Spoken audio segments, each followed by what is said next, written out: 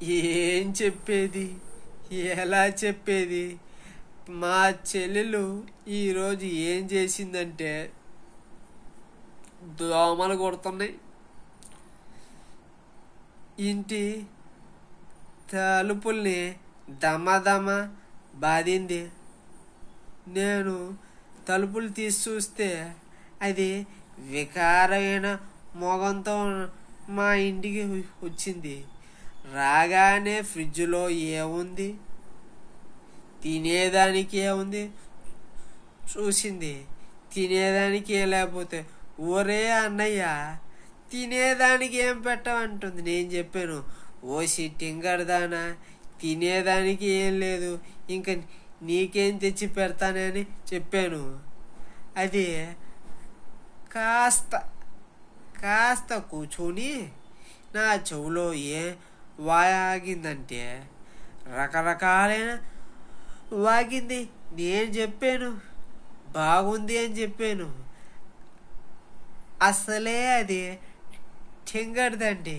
అది ఏం చేస్తుందో, అది ఎలా చింపుద్దో, నా బుర్రని ఎలా తినేస్తుందో మీకు తెలుసు. ఒకవేళ చూడకపోతే వీడియోస్ చూడండి, లైక్ చేయండి. అది ఏం చెప్పిందంటే, అన్న నా కాడ ఒక 20,000 ఉన్నాయి, నీ కాడ ఒక 20,000 వేసి మనం ఒక చోటు కొందాం. ఆ చోటు ఒక 5 ఏళ్ళ దాలి ఎక్కువ అవుతుంది, అది పంచుకుందాం అని చెప్పింది.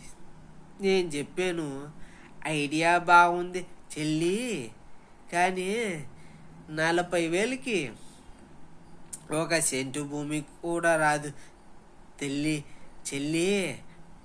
నా టెంగరి చెల్లి, నీకు రోజు రోజుకి తెలివి జాస్తి అయిపోతుంది, అది మాయ రోగం, పోయి డాక్టర్ గారు చూపించుకో అని చెప్తే అది చెప్పింది.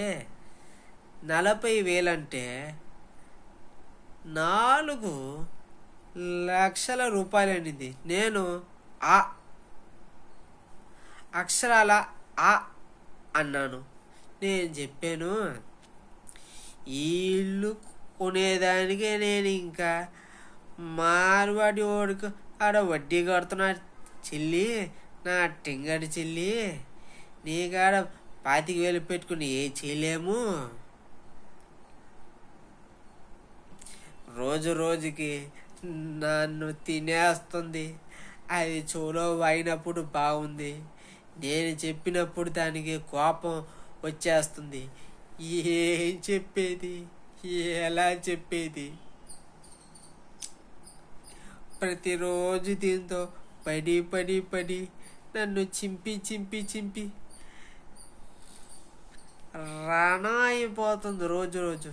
ఫ్రెండ్స్, లైక్ చేయండి, షేర్ చేయండి, సబ్స్క్రైబ్ చేయండి.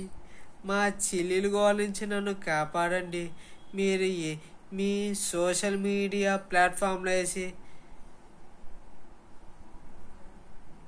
మా ఛానల్ని సక్సెస్ చేయండి. మంచి ఎంటర్టైన్మెంట్తో మళ్ళీ చూస్తా. మా చెల్లి రేపు ఏం చేయబోద్దో, లేకపోతే ఈరోజు ఏం చేయబోద్దని టెన్షన్లో ఉన్నా. మళ్ళీ చూద్దాం.